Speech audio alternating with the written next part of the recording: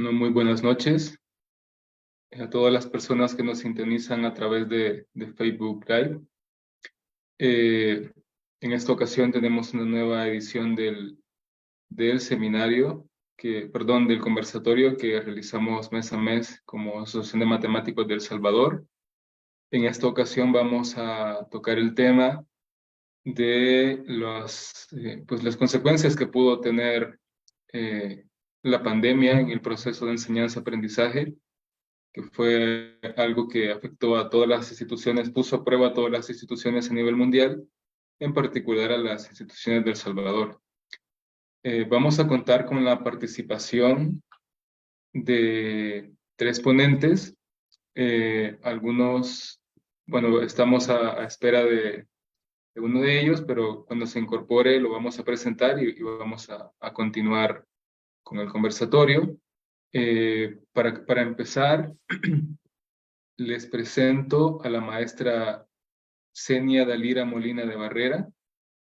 Ella es docente en el nivel de educación básica. Entre su experiencia profesional ha sido profesora en el Centro Psicopedagógico de La Paz. También ha sido profesora de Ciencias Naturales y Matemática en el Instituto Nacional de San Luis de Herradura. Y desde el 2021 es profesora de Educación Básica en el Centro Escolar Cantón San Francisco Los Reyes. Buenas noches y bienvenida. Buenas noches, gracias. Es un placer estar aquí compartiendo con ustedes. Por otra parte, también contamos con la participación del doctor Dimas Noé Tejada Tejada. Él es profesor de matemáticas en la Escuela de Matemáticas de la Universidad de la Universidad de El Salvador, institución en la cual también es actualmente el director. Él tiene formación, tiene licenciatura en matemática por la Universidad de El Salvador, tiene una maestría en matemática obtenida en España y un doctorado en matemática obtenido en Brasil. Y pues buenas noches, doctor Tejada, bienvenido. Buenas noches, Mario. Buenas noches a todos y muchas gracias por la oportunidad. Un gusto estar con ustedes en este espacio que se ha abierto para la comunidad. Muchas gracias. Y finalmente les presento al ingeniero Roberto Argueta Cuán. Él también, él es ingeniero eléctrico por la Universidad de El Salvador, pero también tiene posgrados en informática y otro en administración de negocios. Él ha sido profesor en la Universidad de El Salvador, es uno de los fundadores de la Universidad Politécnica de El Salvador, en donde también se ha desempeñado como docente y actualmente se desempeña como vicerrector.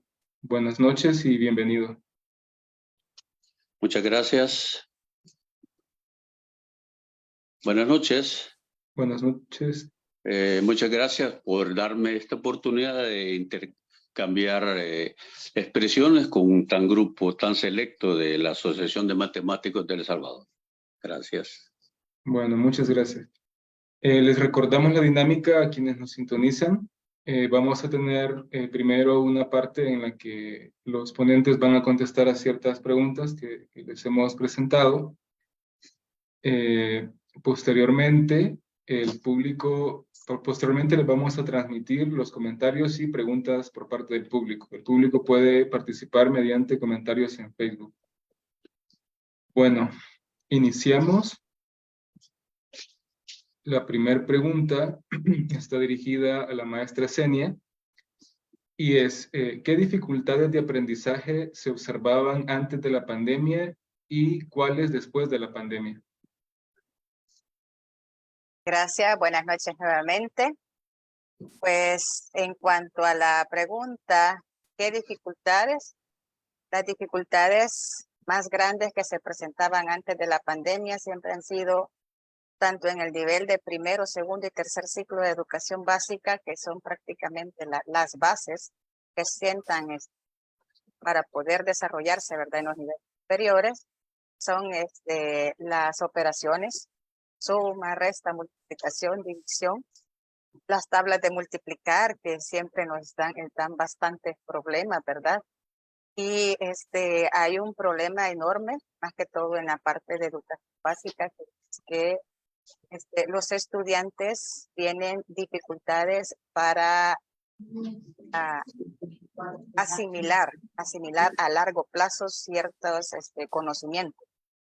Nos vemos en la dificultad de que siempre la siguiente semana o la siguiente clase, lo que les hemos enseñado una clase anterior, ya se les ha olvidado. Entonces no hay un repaso, no hay una conciencia de ellos de saber para qué les va a servir cada una de las cosas que están aprendiendo. Entonces, el trabajo arduo de cada docente es siempre hacer conciencia, no solo a los estudiantes, sino a los padres de familia, de que deben siempre estar repasando en sus casas.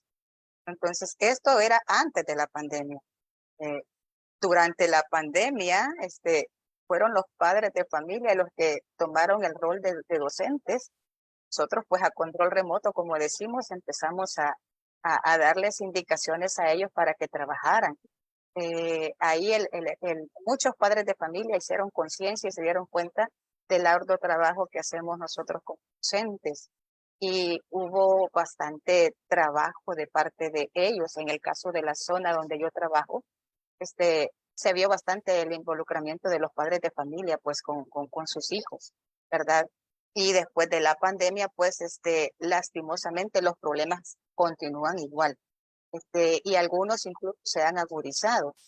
De aquellos grados que estuvieron a control remoto durante la pandemia, específicamente el primer ciclo, es el que está dando mayores problemas porque la lectoescritura nos dificulta bastante también el aprender el cálculo matemático, porque si no podemos leer y no podemos analizar, cuando queremos resolver problemas, ¿verdad? No sabemos qué hacer. Entonces, en ese sentido, considero yo que los problemas después de la pandemia pues se han agudizado y el trabajo para el docente pues ha aumentado un poquito más porque hay que trabajar contra ese rezago que tenemos y específicamente un ciclo completo, el primer ciclo que estaba durante el, digamos, año y medio que estuvimos a control remoto para poder ponerlos al día y poder batallar con cada uno de ellos. Y lo que más da problemas siempre en cada ciclo, pues, como les decía, en primer ciclo son las operaciones básicas. En segundo ciclo tenemos el problema ya de introducción de las fracciones, que siempre son un dolor de cabeza, incluso para algunos docentes. Y en tercer ciclo, que ya entramos desde séptimo con álgebra, con ecuaciones y con resolución de problemas y la geometría, que implica bastantes demostraciones hoy que para algunos docentes pues es difícil de comprender y darlas a conocer también a los estudiantes. Esa sería mi participación. Muchas gracias, Enia. ¿Alguno de los otros ponentes quiere agregar algo en relación a esta pregunta?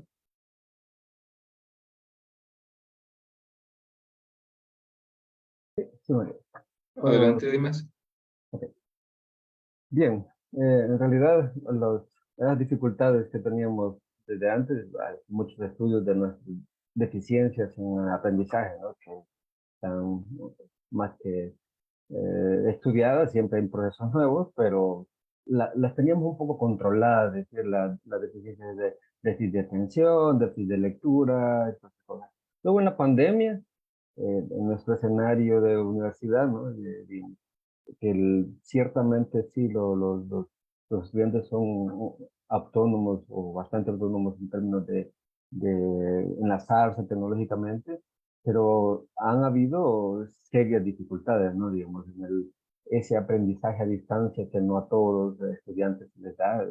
Recuerdo de uno de los estudiantes que decía, no, yo estoy encantado con estar en casa porque tenía autodidacta así de primera, ¿no? Digamos, de una persona que le decía, lea esta sección y seguro que le iba a aprender bastante bien, pero otros sufrían en términos de darle seguimiento en ese aislamiento social que nos llevó la pandemia. Bueno, y para nosotros como en la universidad es un poco peculiar, ¿no? Porque es decir, después de la pandemia, todavía nosotros no salimos de esa virtualidad, desgraciadamente, porque no estamos trabajando presencialmente, Hemos tenido ciertas actividades presenciales el año pasado y hoy, pero el fuerte de la formación sigue siendo virtual, pero seguro que ese aislamiento social va a tener cuando tengamos, ojalá el 2024, las actividades totalmente presenciales, esa interacción con ellos va a ser dificultosa, ¿no? Porque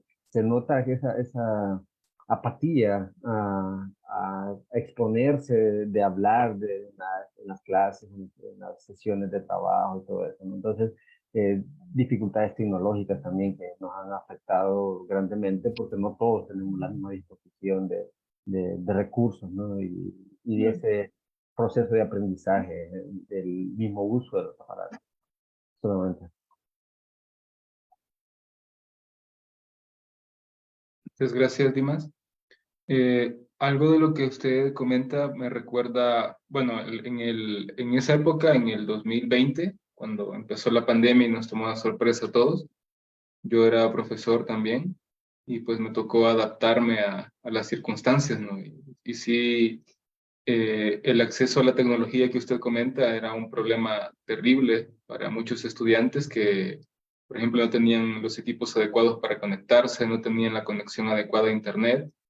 Y aún así habían algunos ejemplos de voluntad de superación. Recuerdo un estudiante que prácticamente llevó todo el curso de geometría a través de WhatsApp porque el internet la señal de internet no le era suficiente como para estar participando de un aula virtual. Entonces estaba impartiendo la clase y al mismo tiempo tomando capturas de pantalla de lo que veíamos y se las estaba mandando por WhatsApp y ella participaba por WhatsApp. Y a pesar de eso fue una de las estudiantes que aprobó el curso, ¿no? A pesar de tantas complicaciones que tenía. Bueno, la siguiente pregunta está dirigida al maestro Roberto y es, ¿cuál es el estado actual del desarrollo de las competencias digitales en los docentes? Bueno, en ese aspecto, yo creo que el hecho de que hayamos tenido la pandemia del COVID y la cuarentena para el sector educativo en particular, hizo que los docentes enfrentaran una situación que antes no habíamos enfrentado. Algunos docentes ya teníamos alguna experiencia en uso de herramientas de videoconferencia o de presentación de nuestros materiales en videoconferencia, pero yo tengo la sospecha, la impresión, y yo creo que así fue, que el 80 o el 90% de los docentes no tenían esa experiencia y no tenían esa preparación. De manera que tuvimos que montarnos a manejar un vehículo que no habíamos aprendido a manejar y lo tuvimos que hacer sobre la marcha, definitivamente. Ahora que ya la educación virtual está bastante diseminada en los sistemas educativos, creo yo que particularmente en educación superior, ya los docentes han tenido que pasar por procesos de formación, de capacitación del dominio de la tecnología para poder sostener una sesión virtual, síncrona, por supuesto, como la que estamos teniendo nosotros en este momento, y utilizar esos recursos para presentar materiales. Pero también hay otra situación que también los docentes tienen que pasar por esa formación, ese aprendizaje, es que cuando nosotros desarrollamos actividad educativa virtual, tenemos que aprender cuál es la didáctica que tenemos que usar o la dosificación de recursos educativos que tenemos que utilizar para que el estudiante de forma autónoma pueda desarrollar su conocimiento, ¿verdad? Estoy hablando de clases completamente virtuales, pasando por las etapas de virtualidad, pero síncrona. Y estoy hablando ahora de la virtualidad en formato asíncrono, en la que el docente tiene que tener esa habilidad como para dosificar los materiales que quiere poner a disposición del estudiante,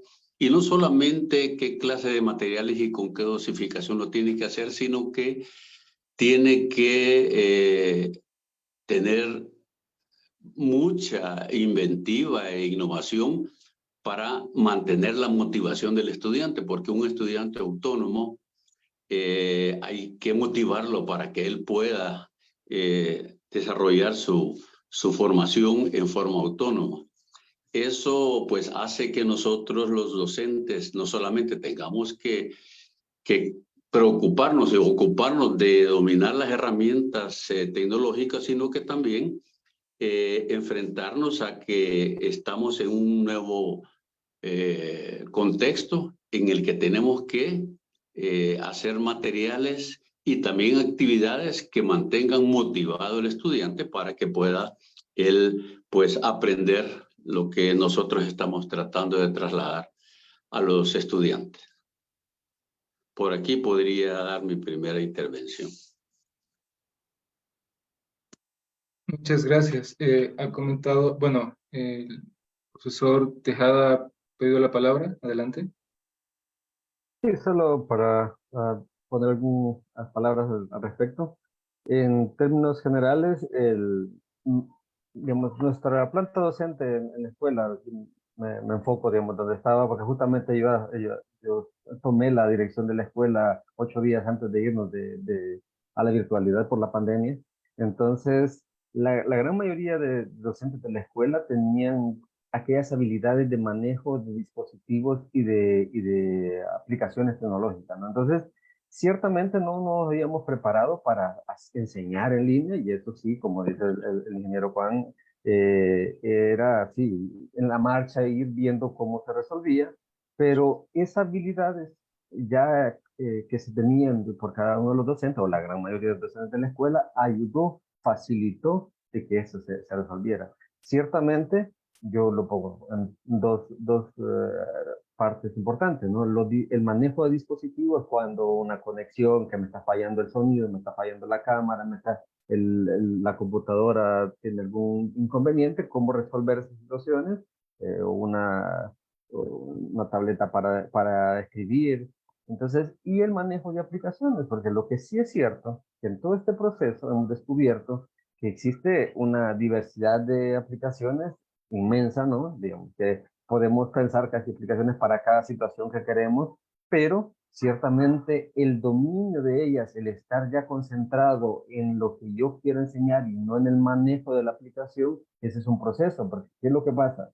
Cuando uno llega al salón de clases, la habilidad de estar en el salón, yo pensando simplemente en lo que voy a decir, no en el cómo lo voy a transmitir, o sea, cómo lo expongo, porque tengo el manejo del pizarrón, ¿no? El manejo, digamos, en el aula, total, esa situación como natural que se vive ya después de un tiempo con la enseñanza. Ese proceso con las aplicaciones ha sido difícil, ¿no? Porque ciertamente alguien maneja un software y dice, bueno, va a hacer un laboratorio, un programa matemático y le ayuda a estar virtual, pero luego para otras situaciones la virtualidad ha sido también un reto enorme, ¿no? Para la enseñanza. Gracias. Maestra Senia, ¿participará en esta pregunta? Sí, gracias. Pues como dicen los compañeros, en mi caso, fue un reto enorme para todos mis compañeros y creo que para todo el sector docente del nivel básico, porque el nivel básico está lleno de un montón de docentes que tienen ya bastante tiempo de haberse graduado como docente y que en sí una computadora pues nunca la habían tocado.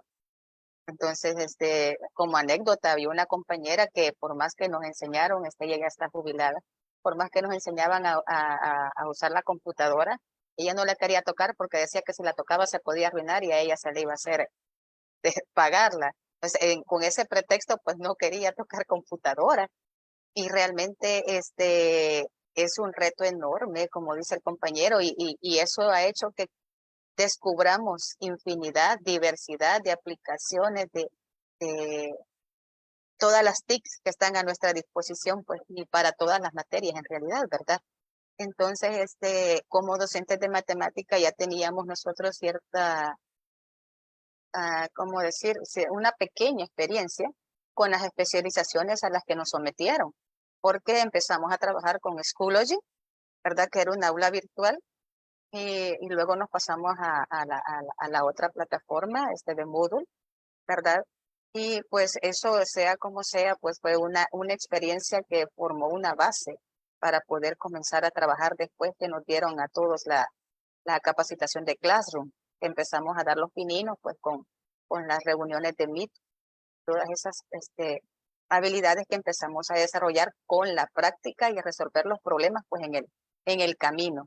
Y sí fue un desafío enorme para todos los docentes a nivel nacional. Muchas gracias.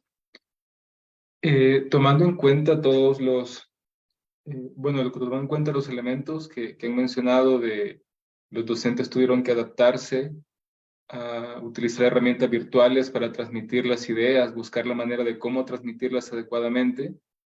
Quiero mencionar también relacionarlo con la habilidad de dosificar que mencionaba el ingeniero Orgueta, porque lo he vivido tanto como profesor y como estudiante, el estar en aulas virtuales, y ciertamente el tener herramientas virtuales facilita la cantidad de información que uno puede abordar durante una sesión de clase. Y si uno no lo dosifica adecuadamente, pues puede abrumar al estudiante con tanta información. Pues actualmente estoy llevando cursos tanto presenciales como virtuales y se nota mucho la diferencia. En el curso virtual, pues avanzamos, que por decir algo, 3 páginas de un libro en el mismo día, un contenido fuerte, y presencialmente se avanza media página. Y realmente sí, aunque uno como profesor pueda sentir que está avanzando muy rápido, pero también debe estar pendiente de cómo lo está asimilando el estudiante para no simplemente estarle tirando y tirando información. Bueno, pasamos a la siguiente pregunta. Esta está dirigida para el doctor Tejada y es, ¿cuáles fueron los métodos empleados para evaluar y las dificultades en la administración del proceso de evaluación? Bien. Bueno, siempre en el contexto de un proceso de educación de la universidad, ¿no? De una licenciatura en matemática, que es donde yo me puedo opinar. En realidad, justamente vamos de la presencialidad a la virtualidad, y lo que hace es trasladar las actividades que normalmente evaluaba, ¿no? De exámenes, tareas, trabajos de investigación, exposiciones, resolución de problemas en el aula.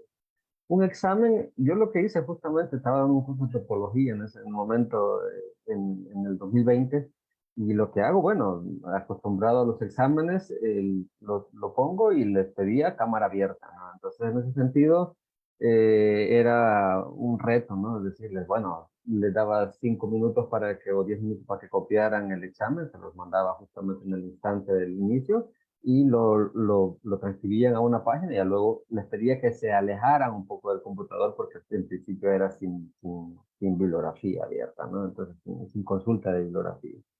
Y todos esos procesos, pero ahí ya viene digamos, ¿cómo decir? Que eso que ellos enviaban como solución de ejercicio, si era realmente auténtico, si realmente el estudiante lo había hecho, si no había tenido alguna manera de ayudar. Es difícil, comienza a ser un reto enorme, saber la autenticidad de los resultados que uno está evaluando, ¿no? ¿Por qué? Porque también una de las aristas principales que yo veo en el proceso de aprendizaje, al menos en matemáticas, que es en mi contexto, es la resolución de problemas en el aula. Ese es como para mí la parte más esencial, digamos, del proceso, y que en la virtualidad no se puede. En aquel entonces recuerdo que conocí esta herramienta de Zoom, el gratis, ¿no? El libre, y hacía grupos, e intentaba interactuar, pero creo que el corte es como a los 40 minutos. Intentaba generar aquel contexto de tener 4 estudiantes trabajando en grupo distribuidos en el aula. Entonces, eso no es posible virtualmente, y aún sigue siendo ese gran reto de cómo darle seguimiento. Cuando usted llega y en una tarea o un ejercicio que está intentando resolver le da una idea, usted ve lo que está haciendo, está viendo el dibujo que está haciendo el estudiante, no le logra preguntar, pero usted ve que ha hecho 3 garabatos ahí, entonces le da un empujón, como lo podemos decir coloquialmente, y entonces eso ayuda en el proceso. Entonces, en general, los trabajos de investigación bibliográfico creo que no fue una dificultad, y eso quizá yo resaltaría como una facilidad, quizá que la gente comenzó a interactuar con mucha más bibliografía, más fuentes, y eso ayudaba a generar más recursos. Pero en términos de exámenes, tarea y principalmente esa dinámica de resolución de problemas, es ir viendo cómo el estudiante va creciendo en su aprendizaje y evaluándolo al mismo tiempo, es creo que la mayor dificultad que se tenía en la virtualidad, ¿no? Entonces, claro, también las dificultades de por medio en la administración es ese acceso desigual a los recursos tecnológicos, como ya lo mencionaba usted, Mario, de que gente que estaba con el celular, con el WhatsApp, otros que sí tenían los recursos, y entonces hasta la mesa, la otra persona que estaba en la sala de la casa y con muchas personas en el medio. Entonces la administración de todo eso ha sido desigual, porque las cuestiones económicas de cada uno, pues es así, ¿no? Y entonces cuando lo hacemos presencialmente, todo este proceso de aprendizaje, caemos en un escenario mucho más igualitario, donde el proceso se mide con unas condiciones un poco más cercanas entre los miembros del grupo, ¿no? Entonces, esa es como la mayor dificultad, y resalta, ¿no? Esa interacción que ha sido tan dificultoso, digamos. Es que estamos formando profesionales, ¿no? Entonces, cuando uno piensa en que la persona sentada ya sí aprende, sobre todo el que es autodidacta aprende, pero ese desarrollo como persona es difícil pensarlo, ¿no? Creo que tengo una resistencia a la virtualidad, aunque tengamos facilidades como estas sesiones que podemos hacer cada uno de nuestra casa, pero el proceso de aprendizaje ha afectado, y la evaluación ha sido un enorme desafío para la comunidad que enseña, y principalmente matemáticas. Solamente. Gracias. Ingeniero Argueta, tiene la palabra. Gracias. Bueno, cuando escuchaba al doctor Tejada, yo estaba escuchando a un profesor, a un docente, que estaba tratando de utilizar recursos tecnológicos y estaba tratando, porque su experiencia en un método específico de dedicar la clase presencial ya lo tenía prácticamente él en su ADN como profesor. Y de repente se ve separado de los estudiantes, y a través de un mecanismo tecnológico él quiere desarrollar el mismo guión. Por eso decía él que les ponía el examen, les pedía que mantuvieran la cámara abierta, era como que estuviera tratando de mantenerlos en la clase, digamos, por lo menos una interacción visual. Y bueno, después algo habló de que se alejaron un poco de la cámara o del teléfono, porque parece que tenían la oportunidad de revisar sus materiales, sus libros abiertos, lo que fuera. Pero ahí yo pues sentí como que estábamos queriendo replicar el modelo antiguo. Voy a llamar el modelo antiguo al modelo con el que nosotros hemos sido formados, utilizando una tecnología y una metodología que yo, por ejemplo, particularmente todavía no sé cómo utilizarla de la mejor manera, ¿verdad? Así que yo veo, y yo me veo también allí, utilizando recursos tecnológicos, pero tratando de desarrollar el mismo guión didáctico o pedagógico que hacía con la presencialidad. Y eso es un reto que nosotros tenemos que buscar cómo vamos a hacer un uso muchísimo mejor de estas herramientas para desarrollar el hecho educativo. Gracias. Muchas gracias, maestra Zenia. Sí, gracias. Como decían los compañeros panelistas, realmente la evaluación fue un reto. En el caso de nosotros como educación básica, nosotros evaluábamos a través de guías de trabajo, pero ¿quién nos garantizaba realmente que era el estudiante el que trabajaba esa guía y no era papá, mamá y cómo evaluar y cómo calificar esa guía? Porque era a través de guías semanales que lo hacíamos. Entonces, como dice el ingeniero Roberto, pasamos a la antigua, porque en mi caso, las reuniones de Meet, yo hacía lo mismo que el doctor Dimas. Alejen un poquito la cámara y no se la pongan ustedes, pónganla al cuaderno, les daba un ejercicio y quería yo ver que ellos estuvieran resolviendo ese ejercicio en ese momento en el cuaderno. O sea, era por decir algo, el método que utilizaban en mi caso para saber que ellos estaban trabajando esos ejercicios. Pero hacer grupos de WhatsApp y que no todos tuvieran en sus teléfonos la capacidad de descargarlos, de ver los PDFs. Entonces, todo eso realmente fue una gran dificultad, un gran reto. Exámenes realmente fue bien difícil hacer con ellos, ¿verdad?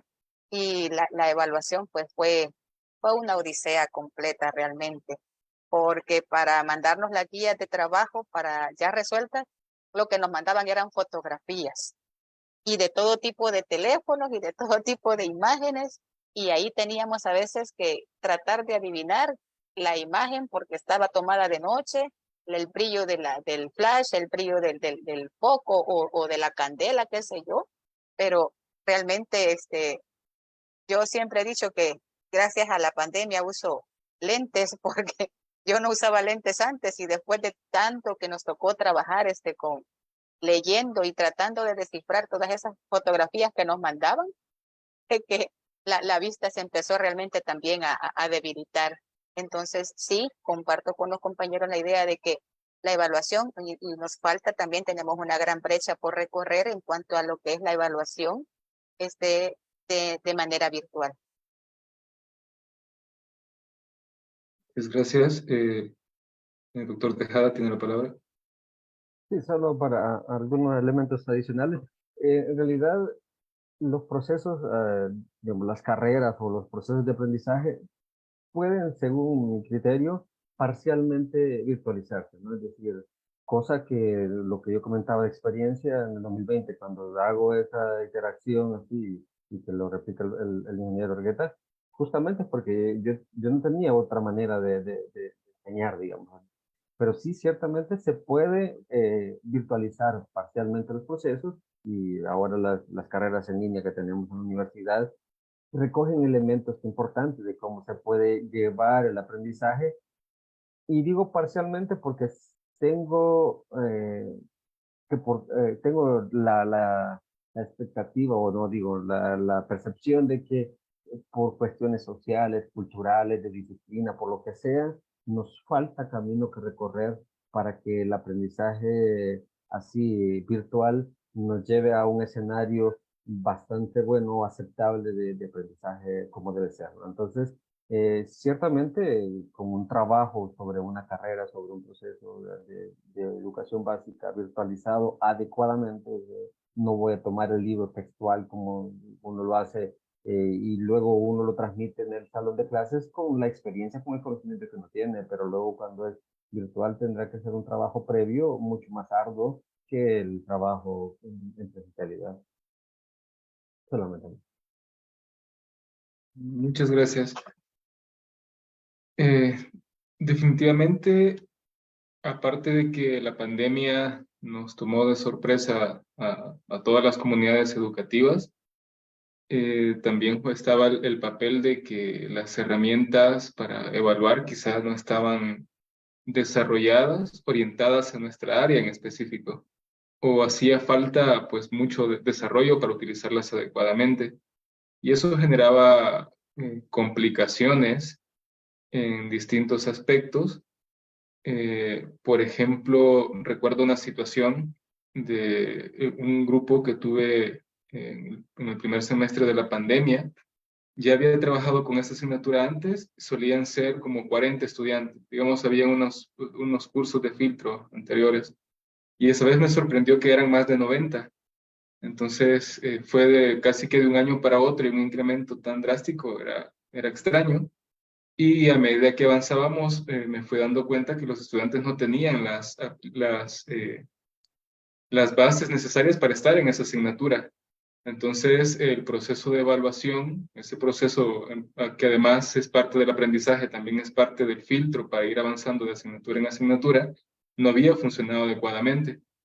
Y eso me lleva a pensar situaciones como, bueno, si ¿cuántos estudiantes pudieron haber avanzado de esa manera, que los filtros no funcionaron, llegaron a media carrera y luego termina la pandemia, vuelven en forma presencial y se quedan ahí en medio? Ya no van a poder avanzar porque no tienen las competencias para hacerlo y pues a lo mejor siguen ahí años y años tratando de luchar por algo que difícilmente van a poder, un camino que difícilmente van a poder seguir. Pero así como tenemos experiencias negativas, como esta que yo he mencionado, también hay experiencias positivas que seguramente dejó la pandemia. Y justamente esa es la siguiente pregunta. ¿Qué experiencias positivas les dejó el periodo de la pandemia? Y comenzamos con la maestra Senia Molina. Gracias.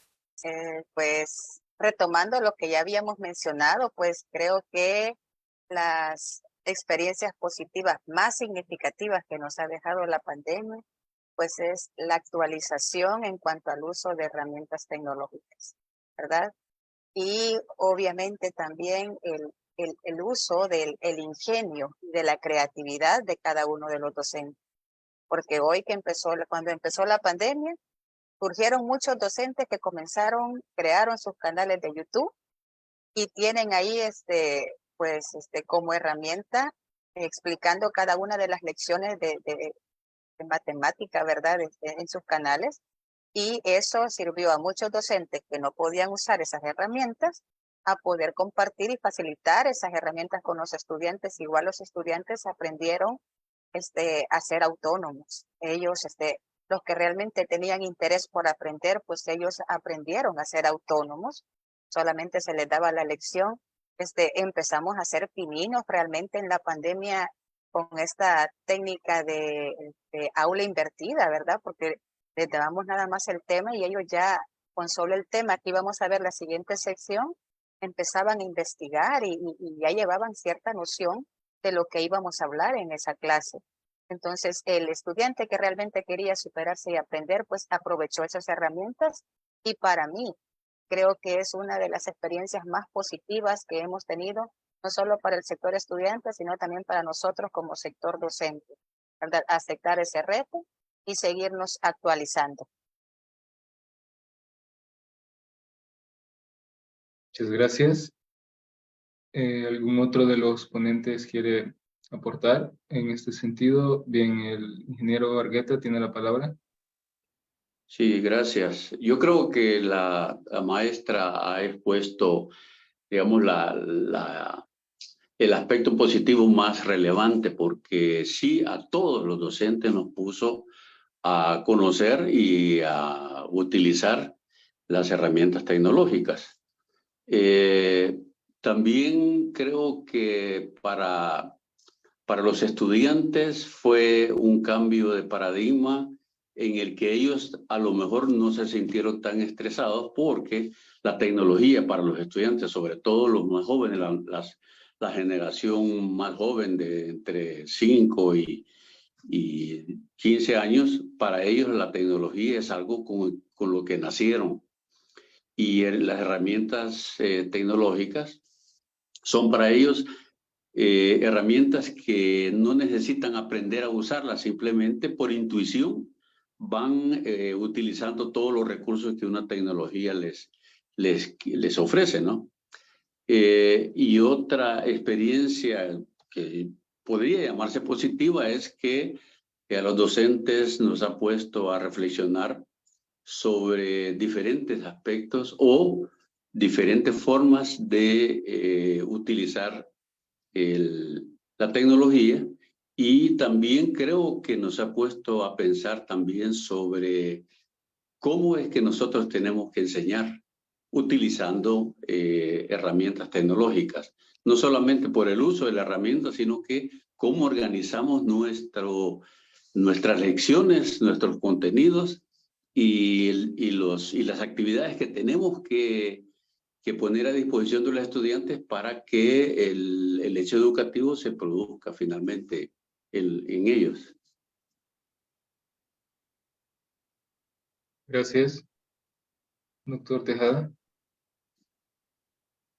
Sí, bien, quizá voy a destacar no del proceso directo, directamente del proceso de aprendizaje, pero sí, bueno, una arista importante, lo del trabajo colaborativo. Para mí, quizá es como el mayor avance que siento en nuestra área, es el poder tener esa interacción en proyectos de investigación, en tesis, eso de manera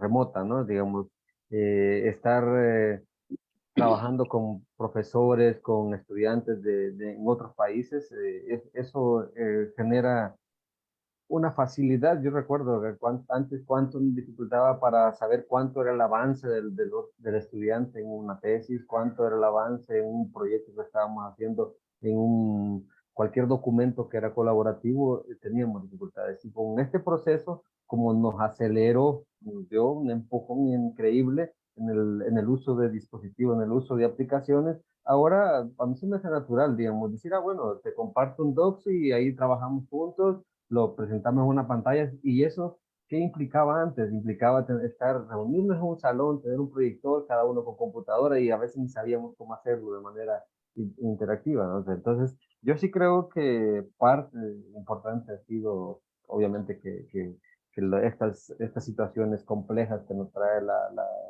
la vida, pues seguro que nos dejan cosas buenas, y creo que es como el mayor paso que me ha dado, al menos desde mi punto de vista, del hecho de que he trabajado proyectos con una cantidad de estudiantes, y que uno al día a día puede ir viendo cómo va el proceso y lo puede estar haciendo, escribiendo juntos en un mismo párrafo. O sea, esas facilidades son muy buenas, y eso es parte, gracias al empujón que nos dio la pandemia, ¿no? Solamente.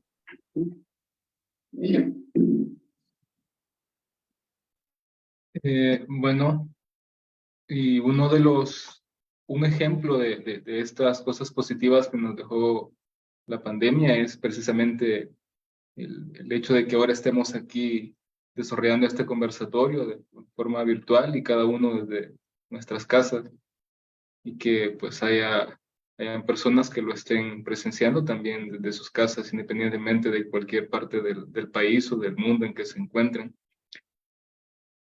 Y bueno, pasamos ahora, hemos hecho un recorrido de las dificultades que nos presentó la pandemia, si estábamos preparados para ello como docentes, ahora los aspectos positivos que nos dejó toda esta situación, todo lo que hemos aprendido, y ahora pues debemos preguntarnos qué sigue, ¿no? ¿Qué viene ahora dentro de corto plazo, mediano plazo, largo plazo?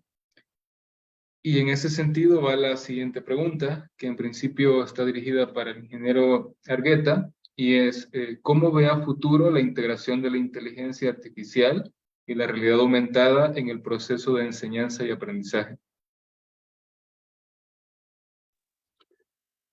Bueno,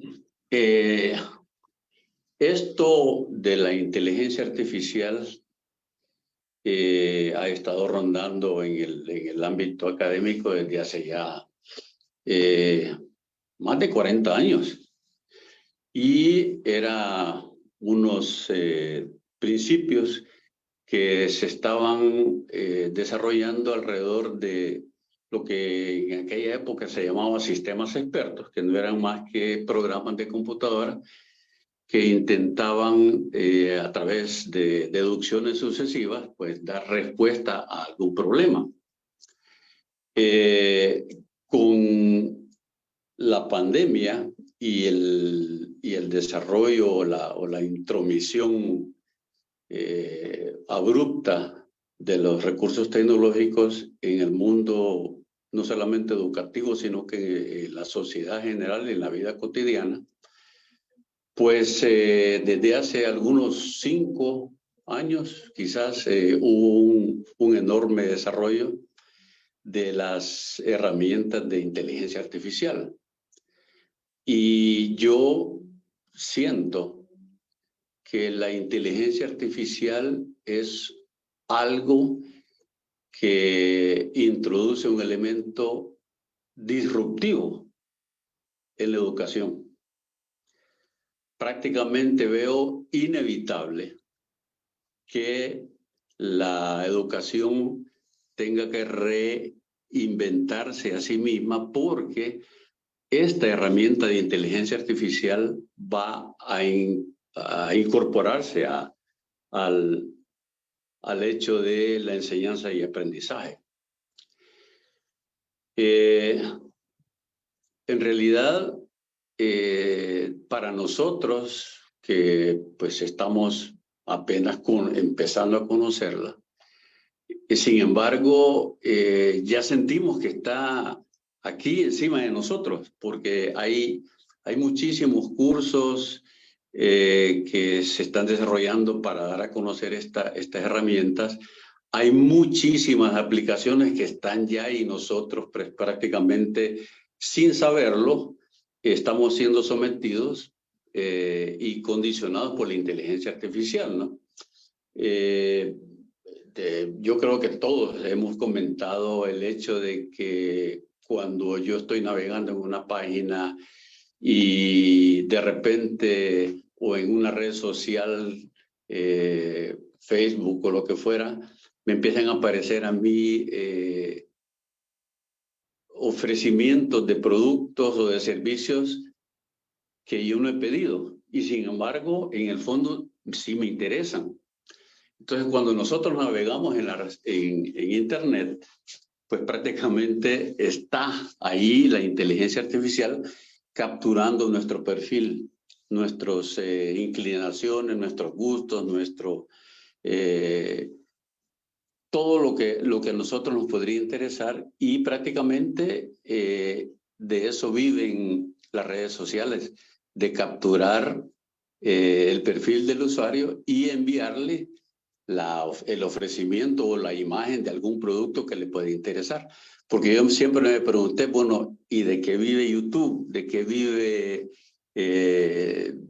Facebook? ¿De qué vive LinkedIn? Todas esas redes sociales o Instagram, ¿de qué viven? Si yo no estoy pagando nada.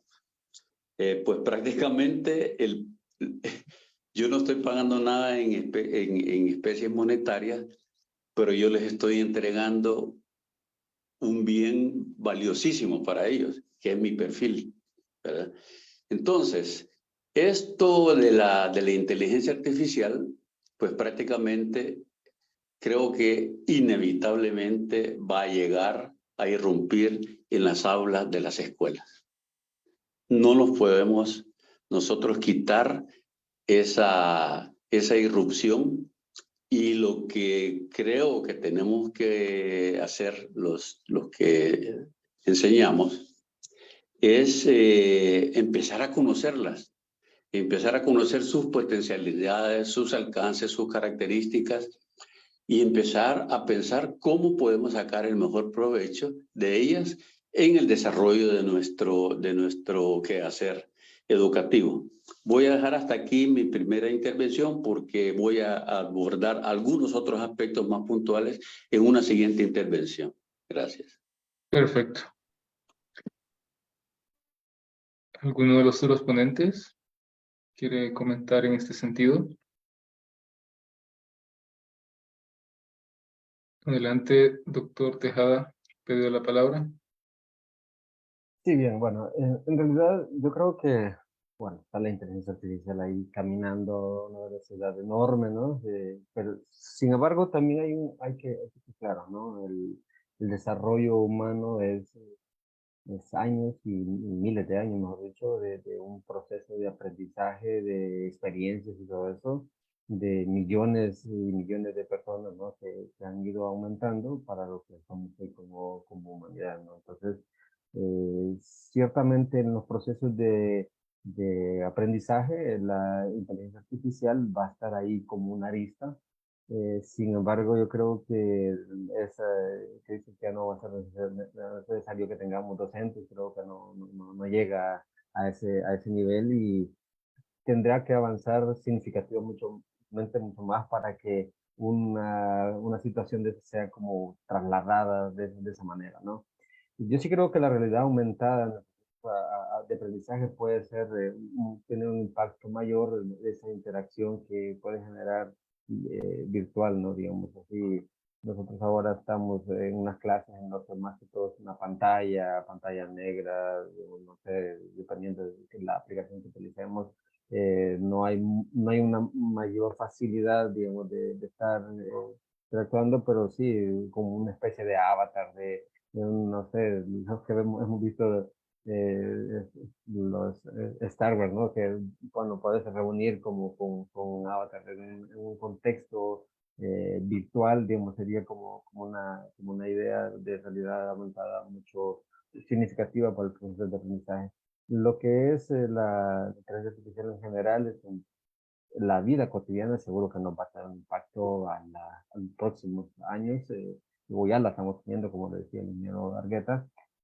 Sin embargo, en el proceso de aprendizaje como tal, yo creo que tendrá una arista, no sé, no lo visualizo que sea con un impacto tan directo o con una preponderancia tan fuerte en el corto plazo. Solamente. Gracias. Maestra Senia. Sí, yo igual, considero que no la veo muy a corto plazo, al menos en el nivel en el que yo trabajo, ¿verdad? Aunque sí, ya se empieza a interactuar con ellas, por ejemplo, las aplicaciones estas que están creando para solicitar comida a domicilio, por ejemplo, o para vender algunos servicios. Por ejemplo, cuando tengo el servicio de Tigo, por decir algo, y les escribo para hacer una consulta, automáticamente, pues, es una inteligencia artificial con la que estoy platicando. Lo más común para los chicos cuando llaman para pedir pollo a domicilio o otro tipo de servicios, pues ellos están interactuando también ahí con inteligencias artificiales. Y la tecnología pues ha invadido bastante. Yo trabajo en la zona rural. Muchos tienen internet en sus casas, los papás han hecho su esfuerzo, algunos esfuerzo propio, otros con familiares que tienen en el extranjero, porque la migración pues también ha aumentado bastante, ¿verdad? Y sea como sea, pues ellos tienen servicios que les ayudan a interactuar con las tecnologías y ya están también haciendo ellos desde pequeños sus pininos con interactuar con ese tipo de inteligencias artificiales que aparentemente no lo son, porque no tienen ellos la información de saber que de eso se trata, pero ya interactúan con cada una de ellas. Gracias. Otorgo la palabra al maestro Argueta. Adelante. Gracias. Bueno, la verdad es que la inteligencia artificial ya la vemos y la sentimos en diferentes aspectos de la vida cotidiana. En educación todavía no la hemos visto.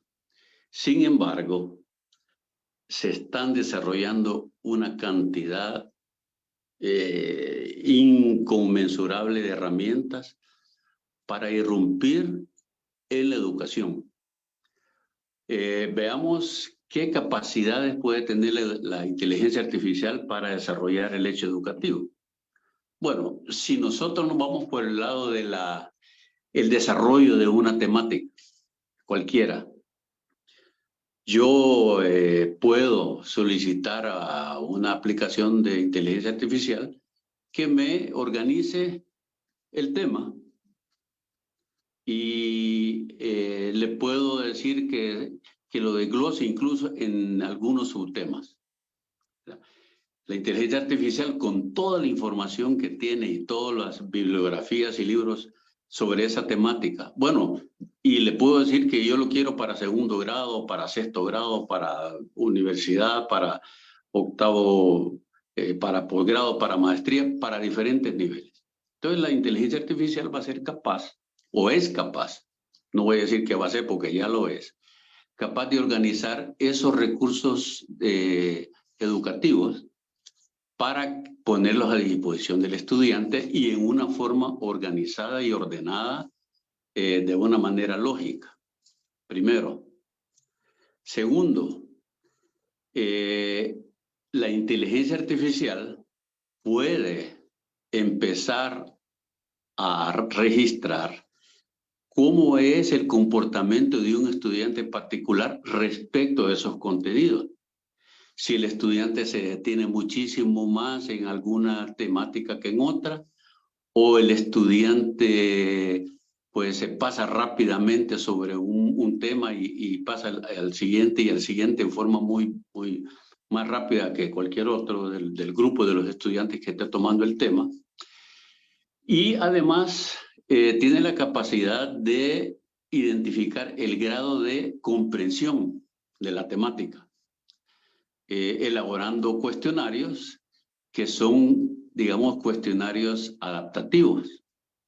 Cuestionarios adaptativos en los que le aparece a un estudiante una pregunta inicial y de acuerdo a la respuesta del estudiante, la inteligencia artificial le va a proponer otra pregunta dependiendo si el estudiante respondió correctamente a la pregunta en una forma muy rápida o bien explicada, o si falló en la respuesta. Entonces la inteligencia artificial le va a proponer una pregunta para ver si el estudiante tuvo un lapsus en el tema y le propone otra pregunta para ir afinando el grado de comprensión de ese concepto o de algún aspecto particular de la lección. Esas son cosas que para un ser humano como docente sería bien difícil. Porque si yo tengo un grupo de 40 estudiantes en el salón, yo no le puedo dar seguimiento individual a cada uno de ellos. Entonces, la inteligencia artificial va a poder desarrollar todas esas funciones, todas esas operaciones. Y aquí estoy utilizando el término actividades u operaciones en forma adrede. ¿Por qué? Y esto no quiere decir que el docente ya desapareció de la escuela o de la academia. No. El docente lo que va a hacer es darle indicaciones a la inteligencia artificial de cómo quiere o qué quiere hacer con los estudiantes y, por ejemplo, desarrollarle o explicarle, decirle a la inteligencia artificial, estas son las 3 competencias que yo quiero desarrollar con estas temáticas. Y con estas otras temáticas de este curso, yo quiero desarrollar estas otras 3 competencias. Si yo como docente tengo bien claro qué es lo que quiero desarrollar en los estudiantes y le doy alguna orientación a la inteligencia artificial como para orientar algunos materiales, pues prácticamente le estoy dejando como a un maquilador que haga todo eso que yo ya concebí, pero la concepción es del docente, no es de la inteligencia artificial. Si yo no le doy indicaciones a la inteligencia artificial, la inteligencia artificial me va a proponer, él va a hacer una propuesta, ¿ya? Pero prácticamente si el docente conoce las potencialidades de la herramienta de inteligencia artificial y sabe lo que quiere conseguir con sus estudiantes, pues prácticamente le va a dejar el trabajo de picapiedra a la inteligencia artificial. Hasta aquí voy a dejar esta segunda parte para ver si hay necesidad de alguna nueva intervención. Gracias. Gracias. Bueno, voy a hacer una breve pausa para leer algunos comentarios y preguntas de parte del público. Primero, Avi Salamanca comenta excelente. Otro comentario de Lucy Hernández dice, bueno, este comentario entiendo que va ligado a la pregunta que decía cuál es el estado actual del desarrollo de las competencias digitales en los docentes. Dice, quizá más que la edad es la disposición, la voluntad, la entrega y el compromiso del docente para impulsar el aprendizaje. Porque tengo compañeros jóvenes que de igual forma expresan que prefieren no usar la computadora por miedo a dañarla, pero tengo una compañera que tiene más de 30 años de servicio y aprendió a usar el proyector, hasta usar el proyector. Más que edad podría ser la motivación y el compromiso docente. Avi Salamanca también comenta, el problema que se tiene es que la generación de estudiantes de hoy en día están poco comprometidos con el aprendizaje. Un porcentaje muy mínimo es autodidacta. La mayoría hace fraude en sus evaluaciones, mayormente en la virtualidad. Bueno, este comentario ligado a las técnicas que se han empleado para evaluar. Ahora vienen algunas preguntas de Etienne Luquian, así aparece en Facebook. Dice, ¿qué debemos hacer en la formación inicial docente para que ellos sean desarrolladores de simulaciones, animaciones con herramientas didácticas en áreas de la matemática? También pregunta, ¿cómo podemos gestionar el desarrollo de capacidades ciudadanas de nuestros estudiantes con las aplicaciones de inteligencia artificial? En un mundo que los desarrollos tecnológicos están cambiando los procesos económicos, sociales y educativos. Y finalmente pregunta, ¿cómo se vean afectados los procesos de evaluación cualitativa y cuantitativa con el desarrollo de la inteligencia artificial? Dejo libertad para quien quiera responder cualquiera de las preguntas. Adelante, ingeniero. Gracias. Bueno, ahí entre las preguntas había una que decía qué es lo que debemos hacer con la formación inicial de docentes para que puedan desarrollar simulaciones, etcétera, etcétera, ¿no? Obviamente que eso tiene que ser mediado por una herramienta tecnológica. Pues ahí hay muchísimas herramientas tecnológicas para enseñar matemáticas y hacer simulaciones matemáticas, como ahí está Matemática, por ejemplo, y otra que tal vez es mucho más conocida por varios de nosotros, que es GeoGebra, en la que se pueden hacer recursos didácticos, pero impresionantes. Eso requiere, por supuesto, la dedicación del docente, el conocimiento y el uso de las capacidades de GeoGebra y dejar esos herramientas o esos recursos educativos subidos para que el estudiante pueda hacer simulaciones, puesto que puede cambiar los parámetros, ver qué sucede con una figura geométrica, si cambia la longitud de algunos de sus lados de un polígono, qué sucede con el área, con diferentes cosas que se pueden hacer. Pero como alguien dijo, no es la edad de un docente lo que va a facilitar o dificultar el uso de las herramientas tecnológicas, sino que la disposición y la dedicación del docente. Eso podría opinar sobre una de las preguntas. Gracias. Gracias, ingeniero Argueta. ¿Alguna otra participación? Doctor Tejada, adelante. Alguien mencionaba sobre las capacidades ciudadanas, ¿no? Es decir, la inteligencia artificial como herramienta que se puede utilizar, como lo decía también de Regueta, es importante, ¿no? Es decir, puede ayudar, pero digamos, cuando uno dice voy a plantear una temática, se pone a los expertos, en realidad, expertos a nivel mundial, podemos pensar, una temática así de cálculo, y hay dificultad para decidir cuál es el mejor orden de cómo vamos a abordar la temática. Uno tiene una opinión, tiene otra, están los textos antiguos, inclusive, que uno aborda la integración antes y luego la diferenciación o los textos, otros textos que al revés, ¿no? no es fácil tener un consenso, por más que sea una herramienta con una enorme capacidad de enlazar información, de que lo que esa herramienta nos dé es como lo más fuerte, lo ideal, porque en realidad cuando uno plantea, bueno, cómo abordo esta temática, cómo es hasta el nivel del ejemplo, el nivel del problema que quiere dar con el enfoque, con la figura que tiene, todos son elementos que nosotros los desarrollamos como docentes, como profesionales, y que no, digamos, no es fácil, digamos, llevarlo. Entonces, que sean sustituidos como herramienta, como ya lo decía, es importante. Y luego, en medio de eso, las capacidades ciudadanas son las que, digamos, esa motivación que le da el docente al estudiante, esa interacción con él, no hay manera. Para mí, la virtualidad tendrá elementos importantes y seguro que va a seguir siendo parte de los procesos educativos, pero no veo, al menos en corto plazo, en nuestro contexto social inclusive, que nos gusta mucho, disfrutamos mucho, necesitamos mucho de la interacción, que esto sea como, para mí el cambio a presencialidad es justamente, o sea, es necesario. Entonces, esas capacidades ciudadanas uno va desarrollando, porque lo que generamos es comunidad, generamos una sociedad, somos miembros de él. Entonces, pues, bueno, solamente. Gracias.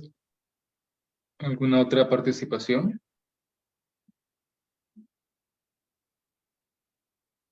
Bueno, quiero hacer un comentario al respecto de lo que han mencionado del avance de la inteligencia artificial y el papel que va a, o que ya tiene, ¿no? Y que sin duda va a tener a futuro en diversas áreas, específicamente en la nuestra de enseñanza y aprendizaje de matemáticas. Hace como un mes asistí a un conversatorio en el que precisamente hablaban de inteligencia artificial y uno de los ponentes era un matemático que estaba trabajando con unos bufetes de abogados y estaban entrenando inteligencias artificiales para que sustituyeran al trabajo de los abogados. Y pues alguien del público preguntaba que, bueno, eso a lo mejor va a ser dentro de mucho tiempo, ¿no? Y él decía que no, que él esperaba que quizá el próximo año o a lo sumo dentro de 2 años, pues ya esas inteligencias artificiales pudieran hacer el trabajo de los abogados. Luego le comenté eso a una amiga que es abogada y me decía, bueno, sí, realmente podría analizar todos los casos previos de alguna situación que se esté discutiendo en un juzgado y decidir rápidamente con los elementos que tiene de casos anteriores, el dar un aporte decisivo al juicio, ¿no? Entonces, a lo mejor así como hay matemáticos que están trabajando y científicos que están trabajando en desarrollar eso en el área de leyes, pues a lo mejor hay otros que estén desarrollando también cosas ya relacionadas con la enseñanza de las matemáticas, enseñanza y aprendizaje.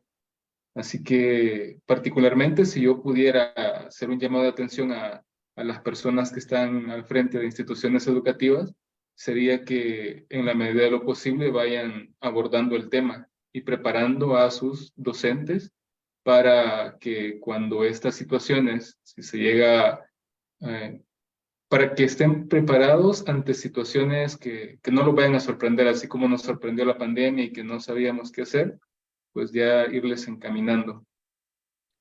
¿Algún otro comentario que quieran aportar? Ya sea con la respuesta, con las preguntas que nos hicieron, perdón. Bueno, tenemos un comentario de Lucy Hernández, dice, muchos de los problemas o miedo hacia la matemática tienen su origen en la familia, en el entorno del niño. La matemática es parte de la vida diaria. Quizá estas herramientas de inteligencia artificial pueden facilitar el desaprender lo mal aprendido. Hello.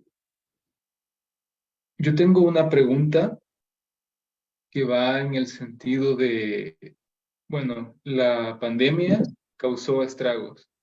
No sé realmente si hay estudios que hayan medido qué tanto afectó el aprendizaje de los estudiantes, pero con todos los docentes que yo he platicado y les he preguntado cómo han visto el desarrollo de los grupos de estudiantes a partir de que se empezó la pandemia, me han dicho que ven dificultades, que si bien antes, aunque era un grupo de una asignatura inicial, digamos, por ejemplo, en las licenciaturas, en donde había muchos estudiantes, pues había un porcentaje estimado que sí se le notaba que tenía las bases adecuadas. Pero desde que empezamos a trabajar con estas condiciones de la pandemia, a improvisar algunas cosas y avanzar como se podía, pues sí, me parece que el proceso de enseñanza y aprendizaje no ha sido tan enriquecedor y los estudiantes tienen deficiencias en su formación, un grueso de la población.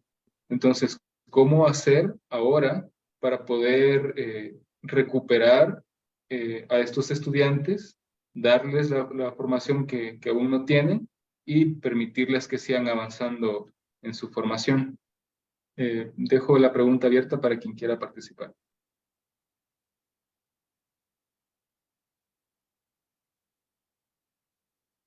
Adelante, ingeniero Argueta. Sí, bueno, obviamente que en esos casos, yo, por ejemplo, yo he notado un deterioro en el nivel de base que traen los estudiantes que estuvieron su bachillerato durante los años de la pandemia, 2019, 2020, quizás 2021. Y eso me ha obligado a replantear el tipo de evaluación que yo tengo que hacer con ellos y el tipo de problemas, porque yo siento de que tengo que aflojar un poco el nivel de los problemas, porque si no, los estudiantes simplemente no los van a poder abordar.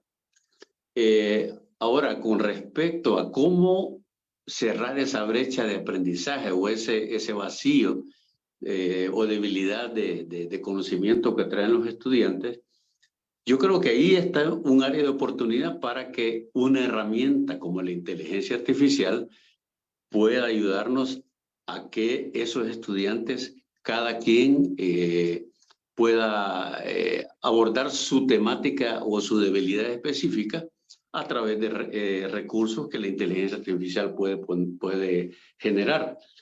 Ahora bien, la inteligencia artificial no lo va a generar por sí misma, sino que siempre arriba está el docente, que es el que va a orientar a la inteligencia artificial para generar esas herramientas y esos recursos educativos que le pueden ayudar según el perfil de cada estudiante. Así como nos tienen medidos el perfil de todos los millones de consumidores de redes sociales y de Internet, pues para una aplicación de inteligencia artificial va a ser muchísimo más sencillo medir el perfil de deficiencia en un grupo de 40 estudiantes, por ejemplo. Hasta ahí. Muchas gracias. ¿Alguien más que quiera participar?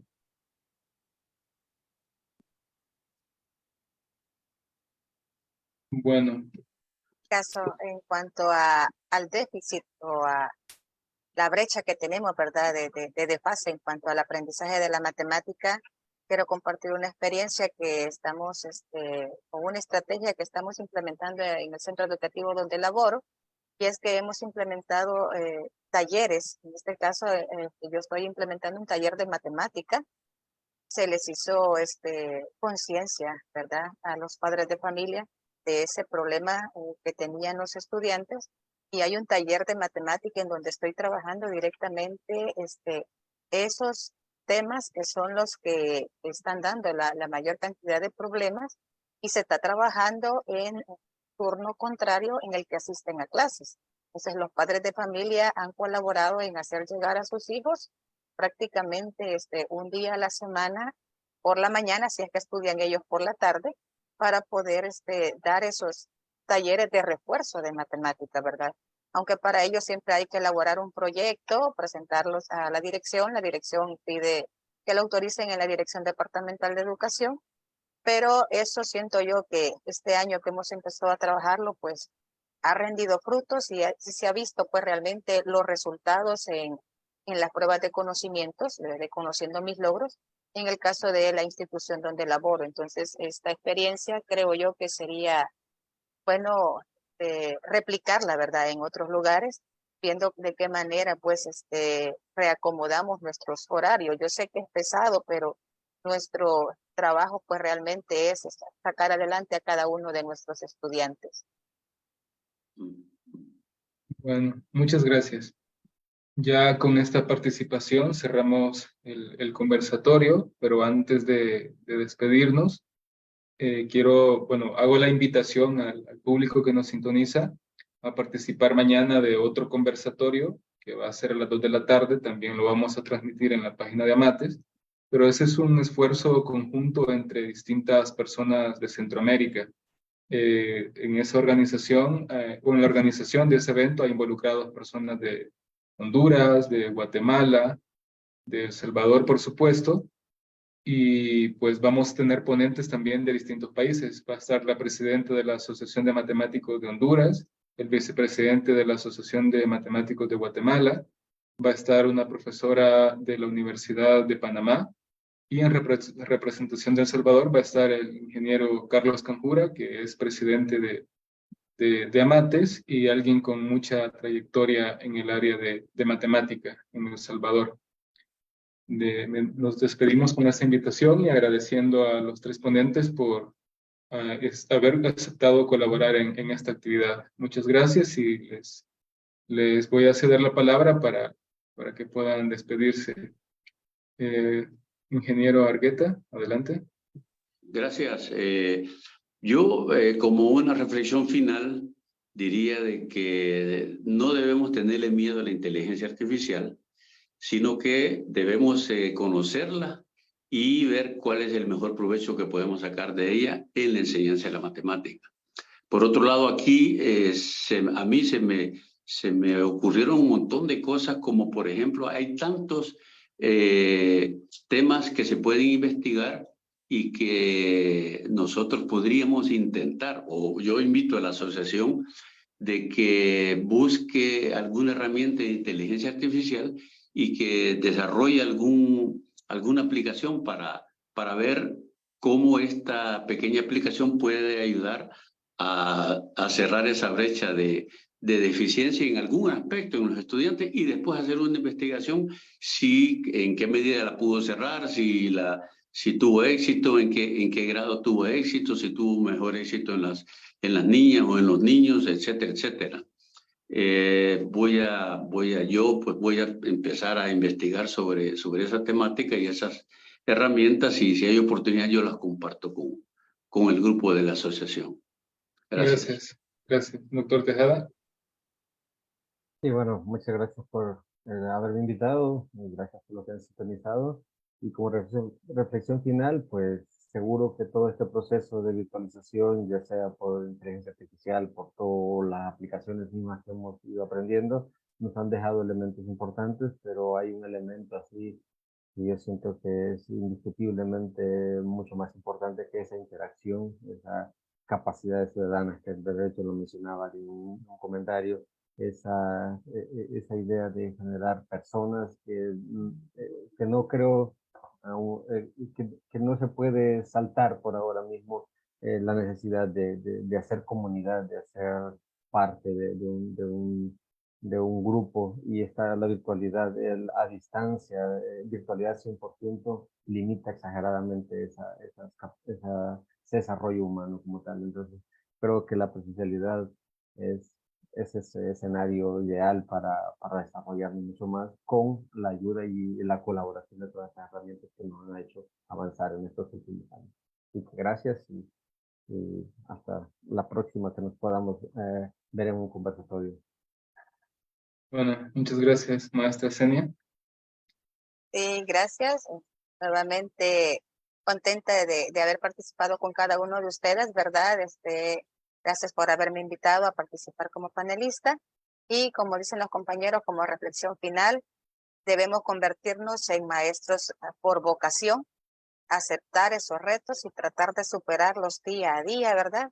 Porque nuestro trabajo, pues, es arduo, nunca termina y siempre, pues, tenemos que sacar adelante a cada uno de esos estudiantes para que puedan realmente ser personas de provecho a nuestra sociedad. Buenas noches. Buenas noches, muchas gracias. Reitero, creo que no lo mencioné, Bueno, agradecemos nuevamente a los panelistas por haber aportado en este conversatorio. Creo que no había mencionado el título del conversatorio de mañana, es cómo fortalecer el quehacer matemático a nivel centroamericano. Y finalmente, agradecemos los comentarios de Centro Escolar Metayo Níspero y la página Un Viaje por el Espacio-Tiempo. Por cuestión de tiempo ya no podemos alcanzar a leer los comentarios, pero agradecemos y apreciamos sus participaciones. Muchas gracias a todos y buenas noches.